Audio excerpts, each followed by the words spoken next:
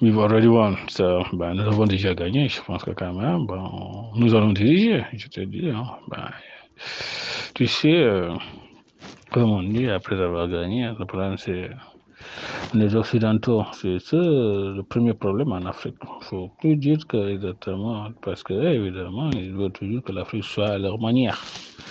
Ben, tu sais, en Afrique, les Africains disent, c'est nous, évidemment, notre peuple, je veux dire, a sa vision, notre peuple, quand même, a ses valeurs, notre peuple, quand même, a son histoire et sa culture. C'est vrai, si on lit notre histoire, on se voit parfois que, exactement, il y a une partie, quand même, exactement, que nous partageons. Mais je veux dire, cette partie que nous partageons, évidemment, c'est la partie la plus malheureuse, je veux dire, de l'Afrique. Évidemment, pour notre peuple, évidemment, c'est esclavagisme, c'est colonialisme, tu vas me dire, c'est exploitation du bien de l'Afrique, c'est évidemment déportation de nos populations, transportation de nos biens et de nos richesses vers l'Europe. Ben, exactement. Je veux dire, à partir de ce moment-là, il faut analyser exactement qu'est-ce que l'Europe veut qu'on retienne, qu'est-ce que l'Afrique veut qu'on retienne. Je pense que aussi, c'est ça. Si les Européens veulent que nous retournons, évidemment, ce qu'ils ont fait, bon, j'ai dit, il y a le symbole pour cela. L'île de Gorée est bien là. C'est pas une invention, je veux dire.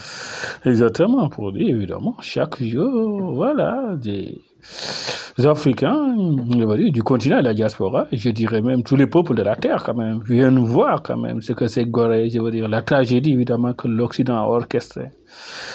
Exactement, aujourd'hui aussi, ben, c'est pas seulement Gorée le symbolisme de cela, évidemment, qu'on voit tous ces blacks américains, tous ces afros, je veux dire, de Chili jusqu'au Canada ou jusqu'en Alaska, ben, on comprend quand même, je veux dire, tout ce que l'Europe a fait de mal au continent. Ouais, exactement. Ben, des enfants du continent qui devaient être là, travailler pour le développement de l'Afrique, voilà, ont été arrachés, je veux dire, par la barbarie des armes, par l'Europe, et voilà, vendus comme du bétail, je veux dire. C'est ça aussi la plus grosse honte, évidemment. Voilà, évidemment, aujourd'hui, nous disons que, ben, c'est vrai, ça fait partie de notre histoire. Je dis, c'est la partie la plus sombre, je veux dire, de notre histoire. Ouais. Nous l'assumons, je veux dire, exactement. Bon, tu sais, comme on dit, hein, les ancêtres n'avaient pas choisi d'être vendus. Nous aussi, nos ancêtres n'avaient pas choisi de les vendre. Hein, c'est l'Europe, évidemment, qui était venue les prendre par les armes. Hein. C'est ce qu'il faut dire aussi, c'est ce que l'histoire retient. Exactement, je pense que Alex Haley aussi a compris, exactement, dans Kunta Kinte, exactement, comment, je veux dire, les Africains ont été arrachés par l'Europe, exactement. Donc voilà, je veux dire, tu sais, comme on dit, nous formons toujours un même peuple, malgré ce que l'Occident a fait, je veux dire, ce que l'Europe a fait. Je veux dire, ben, tous ces Afro des Amériques, que ce soit, je te dis, hein, de l'Amérique du Sud jusqu'à l'Amérique du Nord, ben, exactement, ils sont toujours africains, je te dis, évidemment. Ben, comment ils se sentent africains parfois même, tu me dis, ils sont plus africains que nous, exactement. Et ils s'engagent réellement, je veux dire, pour que la cause du continent avance, pour que les choses changent en Afrique. Ben, exactement, nous sommes sur la même ligne de conduite. Et je te dis, à l'inauguration du monument de la Renaissance, par exemple, ben, je veux dire, nous étions ensemble, je veux dire, à l'inauguration, exactement. Ben, je t'ai parlé évidemment de l'association de Du Bois, Association for the Promotion of the Colored People, the NAACP, exactement, qui était représenté. Bon, je te dis aussi, bien, avant même, je veux dire, on avait, j'étais toujours parlé de l'Union pour le progrès de la race noire de Marcus Garvey, exactement.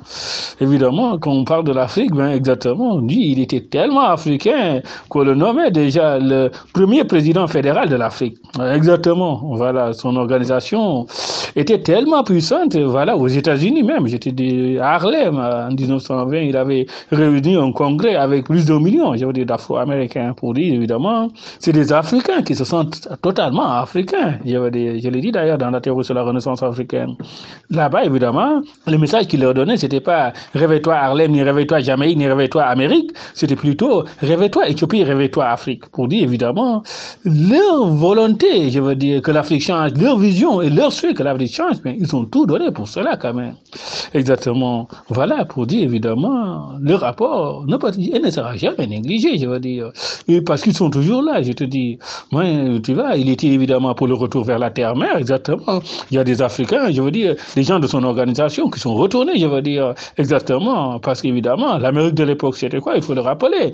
On venait de sortir, évidemment, de la guerre de sécession qui avait aboli l'esclavage, évidemment, dans les territoires du Sud. Et que donc, voilà, les Nordiques, quand même, eux n'étaient pas esclavagistes, c'était l'industrialisation.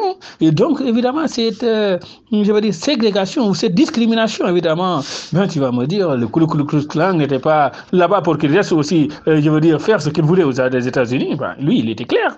Il dit, retournons à la terre-mère, quand même. Voilà, exactement. Et il a bel et bien raison, quand même.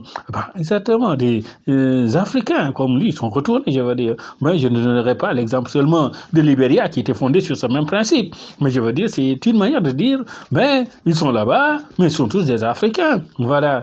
Ben, je te disais que, exactement, à l'inauguration du monument de la Renaissance, ben voilà, Jesse Jackson, exactement, qui serait peut-être le premier président noir avant Obama, ben exactement, il était venu. Donc voilà, manière de dire, évidemment, voilà, ils sont tous africains, je veux dire, au même degré ou même plus que nous, parce que de la manière dont ils s'engagent, parfois, bah, nous hésitons, ou alors nous sommes démotivés ou démoralisés par les réalités politiques qui se passent dans nos États. Mais eux, je veux dire, ils se placent au-dessus, je veux dire, de la partition étatique. Et donc voilà, ils agissent réellement pour que l'Afrique change, exactement. Donc voilà, une manière de dire, évidemment, que ces Africains, ben, vendus à travers le monde, évidemment, par la traite négrière occidentale, ben, aujourd'hui, évidemment, exactement, c'est un symbole visible, je veux dire, de ce que l'Occident a perpétré, évidemment, comme malheur au continent. Donc voilà, évidemment, pour dire aussi, ben, nous sommes et nous œuvrons toujours pour que l'Afrique change, exactement, pour que l'Afrique progresse et que, évidemment, pour nous, évidemment, Africains de la Renaissance, quand je parle de Renaissance africaine, évidemment, ben, je te donnais évidemment cette vision, quand même, qui, depuis bien avant les indépendances, est véhiculée. Évidemment, quand on te parle de réveille-toi Afrique, réveille-toi Éthiopie, quand on te parle de Cheikh Anta Diop, évidemment, qui est à l'origine du concept, quand on te parle de Du Bois et de son panafricanisme, ben, exactement, c'est une manière de dire que la diaspora africaine, quand même, a toujours, je veux dire, agi exactement pour que l'Afrique change. Moi, je t'ai parlé de Du Bois, qui est mort à Accra, je veux dire, au Ghana, parce qu'évidemment, je t'ai parlé, évidemment, qu'il était le père idéologique, évidemment, de Kwame Nkrumah, mais pas lui seulement. Eh bien, il était aussi, exactement, de Jomo Keïta pour le Kenya. Dire qu'évidemment, tous ces Africains ont agi, et comme nous aussi, ils étaient de la diaspora, ils ont apporté leur contribution, je veux dire, leur pierre à l'édifice.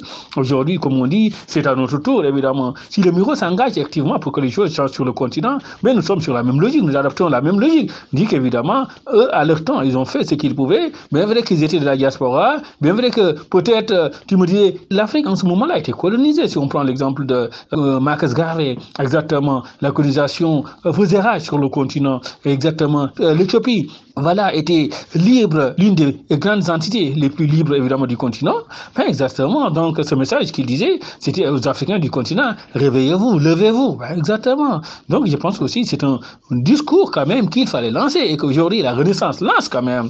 Mais voilà, aujourd'hui, évidemment, ce qu'on a dit en Wolof, c'est pas différent, je veux dire, de ça, si on prend l'exemple du Sénégal. On a dit, évidemment, il est temps, évidemment, que l'Afrique prenne son indépendance, que l'Afrique se réveille, parce que, tu sais, en Wolof, qu'est-ce qu'on a dit? Je vais te le dire. En Wolof, on a dit, l'Occident dit que l'Afrique ne s'est pas développée. Exactement. L'Occident dit que le peuple africain est paresseux. Et l'Occident a même dit plus que ça. Le peuple africain n'a pas de vergogne. Ben exactement. C'est pas moi qui l'ai dit, c'est le président américain qui l'a dit. Le peuple africain, c'est de la merde. Voilà. Donc exactement cette manière dont l'Occident traite les Africains, qui est responsable, je veux dire, de tout cela? C'est bien l'Occident. Mais au lieu de parler avec les Africains sur ce ton-là, il devait s'adresser à ses pères ou bien, je veux dire, chefs d'Europe-là, parce qu'évidemment, lui, son grand-père était allemand, donc venait de l'Europe, évidemment. Il devait s'adresser à ses frères d'Europe, leur dire, mais vous avez tellement merdié l'Afrique que les Africains ne s'en sortent pas aujourd'hui. C'est ce qu'il devrait dire, et c'est ça la réalité, c'est ça la vérité. Donc voilà, la Renaissance africaine est là pour agir, évidemment, pour changer les choses. Et Inch'Allah, Rabbi, nous donnerons le meilleur de nous-mêmes.